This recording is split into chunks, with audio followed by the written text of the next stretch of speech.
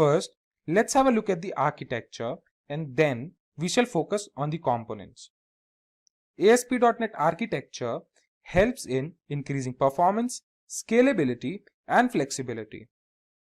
First, ASP.NET requests an HTML file from the server. Then, Internet Information Services or IIS passes that information to the ASP.NET engine. And after that, ASP.NET engine reads the file and executes the script. IIS or Internet Information Services is an extensible web server used to host ASP.NET web applications. After that, ASP.NET returns the file to the browser as an HTML file. Now, when we know the architecture of ASP.NET, it is time to move on to the components of ASP.NET. ASP.NET architecture depends on three different components. The three components are language, library, and common language runtime. Let's have a look at these three components in detail. The first component we have is language. When we build an application, we need to code the application so that we can communicate with a computer. There are many computer languages that help to communicate with computers to develop web applications. Some of them are VB.NET and C#, which are typically used to build applications in ASP.NET. The second component we have is the library. Library is a pre-written class or a coded template that a developer can use while developing an application. The most common library used for ASP.NET web applications is the web library. Web library is a part of a website that offers a stock of websites when users browse. The third and the last component we have is the Common Language Runtime. Common Language Runtime is a platform used to execute the programs. It is also used for performing key activities like garbage collection. Moving forth, let's understand some basic skills that are required to master ASP.NET. Some of the basic skills that are required to understand ASP.NET are: first, you should have some basic knowledge of C#, JavaScript, and HTML. Then, you should have some knowledge about ASP.NET MVC. Along with this, we must have good knowledge of object-oriented programming concepts and some experience in web development. Moving forth, let's understand the tools and frameworks used for ASP.NET. The first tool we have is the Microsoft Web Platform Installer. Microsoft Web Platform Installer is a free tool that can help run web applications and get the latest SQL Server Express. The second tool we have is SQL Complete. SQL Complete is a customizable tool that improves the quality of the code and simplifies the creation of SQL queries with context-based code completion. Moving forth, the next tool is Web Essentials for Visual Studio. Web Essentials for Visual Studio is a tool that opens up the inventory of CSS, HTML, JavaScript, and TypeScript. The fourth tool on our list is the Resharper. Resharper is the tool that provides an absolute productivity boost in code quality analysis and reduces time by identifying errors, which makes developers build applications quickly. Now, when we know about the tools and frameworks of ASP.NET, let's have a look at some of the benefits of using ASP.NET. First, the applications developed using ASP.NET perform better than the applications developed using other technologies like PHP and Node.js. Then, ASP.NET provides more security to the application so that you can easily develop secure applications through the built-in Windows authentication and pre-application configuration features. ASP.NET also provides multiple development modes for the applications so that the applications are easy for configuration and deployment. One of the best features of ASP.NET is its language independent feature, which means we can use any language that we are comfortable with. Hence, the applications built using ASP.NET can be used across the globe. ASP.NET is a server-side technology used for developing dynamic web applications. It is the latest version of the Active Server Pages.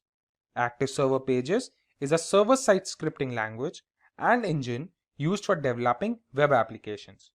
It is essentially a web-based platform that helps to create dynamic web pages for programmers. ASP.NET produces interactive, data-driven web applications on the internet. It works on HTTP protocols and uses HTTP commands to set communication between the server and the browser. The codes can be written in many different languages like C#, Visual Studio, and JavaScript.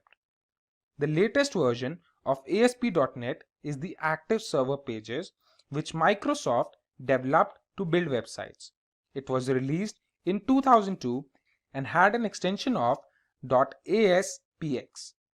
ASP.NET consists of a large number of controls such as text boxes, buttons, and labels for assembling. It produces interactive, data-driven web applications on the internet, which helps to build websites and web applications in a better and colorful way. Now when we know what is ASP.NET, let's have a look at the architecture of ASP.NET. ASP.NET architecture consists of three different components. The first component is language, then comes library, and finally comes the common language runtime. Moving forward, we shall learn about these three components one after the another. The first component we have is language. Whenever we build an application, the first task is to communicate with the application, which is made possible by different programming languages. The three major languages that ASP.NET uses to communicate with a computer are C#, VB.NET, and F#. The second component is the library. Library is a pre-written class or a coded template that a developer can use while developing an application. The most common library used for ASP.NET web applications is the web library. Web library is a part of a website that offers a collection of websites when users browse. It possesses all the properties that help in building a web application. The third and last integral component is the Common Language Runtime. Common Language Runtime is a platform used to execute the programs. Common Language Runtime mainly helps to execute .NET programs, and it is also used for performing key activities like garbage collection and exception handling. The code that the Common Language Runtime directly manages is called the managed code. Now, when we know about the architecture and its components, let's have a look at some of the characteristics of ASP.NET. Here, we shall see 5 characteristics of ASP.NET, beginning with code behind model, then we have directives, followed by caching, and after caching, we have user controls and state management. Let's have a look at all these characteristics one by one. Beginning with the code behind model characteristic. Code behind model helps in dealing with dynamic programming code. It also helps to place code in a separate designated script or a specific file named as mypage.aspx.cs, while the main page file is mypage.aspx. Code behind model also helps to create applications with different content. The second characteristic is directives. Directives act like a support to the pages. It gives support by providing special instructions to the developer on how a page should be processed. Directives also specify and enable the attribute to show how an application should be used. Then comes the third characteristic, and that is caching. Caching helps in improving the performance of an application, which helps a user to use an application more efficiently. It also helps to store page requests of the user in a temporary location. The fourth characteristic is user controls. The sections of pages that are registered and used as controls are called as the user controls. User controls also create markup files that contain static HTML markup and server-side web controls. The fifth and final characteristic is the state management characteristic. ASP.NET provides state management which helps to store the state of every user. By providing the state of every user, it becomes easy to use ASP.NET applications. ASP.NET Lifecycle is very crucial when it comes to developing applications. The lifecycle includes two different stages that help in producing dynamic outputs. These two stages together are known as the ASP.NET Lifecycle. The two stages in which the lifecycle is divided are Application Lifecycle and the Page Lifecycle. Now, we shall have a look at both of these types in detail. First, let's have a look at the Application Lifecycle. Application Lifecycle is the part that starts when the user makes a request. These requests involve several stages, and these stages are Application Start, Object Creation, HTTP Application, Dispose, and Application End. Let's have a look at each of these steps in detail.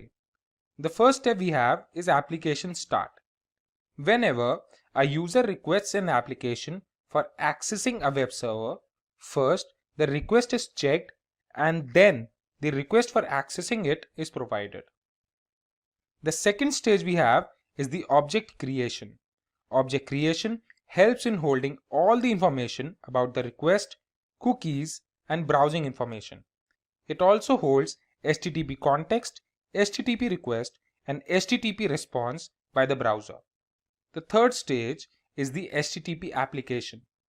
HTTP application holds back all the subsequent information sent back to the user by the WebDriver. For example, if we have two different applications, like one is a gaming application and the other one is a social media application, then that means there will be two HTTP applications that are to be created to process the application. The fourth stage is Dispose. Dispose helps in erasing the unmanaged resources when the objects are no longer needed. Moving forth, the last and the final stage is the Application End. Application End helps to unload the memory of an application. Here, unloading memory means cleaning up the unwanted files in the application. Now when we know about the application lifecycle, let's have a look at the page lifecycle. Page lifecycle includes initialization, restoring, and execution. When an ASP.NET page is called, it goes through some phases before the response is sent to the user. Let's have a look at the phases involved in the page lifecycle. Beginning with page request, then comes page start, page initialization, page load, validation, event handling, rendering, and unload. Let's have a look at all these steps in detail. The first phase of the page lifecycle is page request. When the user requests a page, the server checks the request, compiles the page, and responds to the user. If the page is requested several times, then the cache will check the request to see if the output exists or not. And after that, it will send a response back to the user. The second phase is page start. Page start holds two objects, request and response. The request holds all the information which was sent when the page was requested, and the response holds all the information sent back to the user. The third phase is the page initialization phase. During the page initialization phase, all controls are initialized and each controller is provided with a specific ID. In the page initialization phase, themes are also applied to the applications. The fourth phase is page load. In this phase, the application is provided with some control properties and the information is also set using view state and control state. The fifth phase of the page lifecycle is validation. When a page is executed, the result of those pages are provided in the form of two conditions, true and false. If the execution goes successful, the result is true, while if there is an error in execution, it returns false. The sixth phase in the life cycle is event handling. This phase is the response to the validation phase. In this phase, pages are loaded again and display the same information. In order to overcome this, a postback event is called. This event helps in checking the credentials of the user. The seventh phase of the life cycle is rendering. It occurs when all the response information has been sent back to the user. The phase also stores all the information that is being sent. The eighth and the final stage of the page lifecycle is unload. Unload helps to clean all the unwanted information of an application. It also cleans the memory once the output is sent back to the user. What is a navigation bar in ASP.NET? Navigation bar in ASP.NET is used to create a navigation header for a website or a web application. It makes it simple for an application to browse. ASP.NET has three navigation controls: dynamic menus, tree views, and sitemap path. Dynamic menu displays the standard site navigation menu, whereas tree views displays a multi-level navigation menu, and sitemap path displays trail to the current page and link to the previous page. Now let us look at a demo on how to create a navigation bar. So we have opened Visual Studio 2019. Go to File, New, create a new project. We'll select ASP.NET Core Web App Model View Controller template. Scroll down. So select this template, click on Next. Provide the project name. Since we are creating a navigation bar, so we'll provide the project name as navbar. Click on Next. And if you want to change the target framework, you can change it here. I'll keep the default one. Click on Create.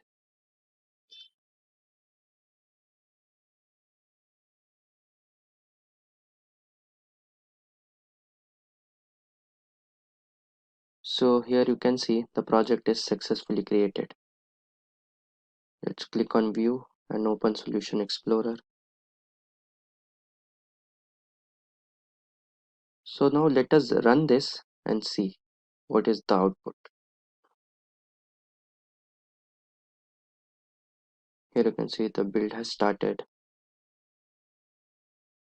Here you can see it is running on localhost, and this is the default nav bar which is created. So what we'll do is we'll go and change this navigation bar. So go back to Visual Studio.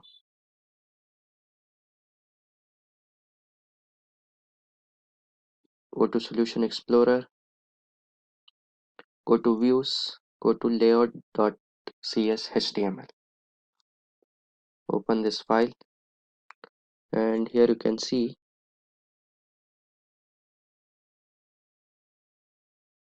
if you look inside the header, this is the navbar. So what we'll do is we'll delete this navbar.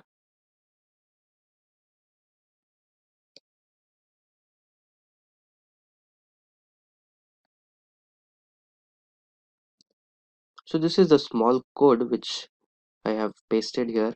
So I have created a class navbar and provided the background color as dark, and I haven't provided any link as of now, and I have named it as Simplilearn.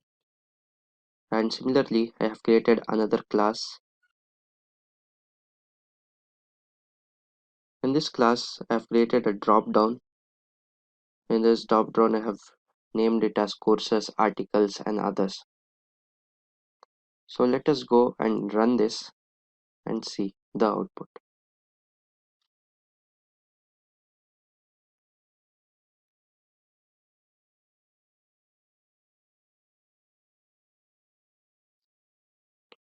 So this is the nav bar which we created. The Simplilearn, home, about, and we created a drop down resources. In this drop down, we have courses, articles, and others. Similarly, we have contact us and we have this search bar. This is the nav bar which we created. So we'll go back to the code. So here we have created another class nav bar contact us, and this is where we created the search bar.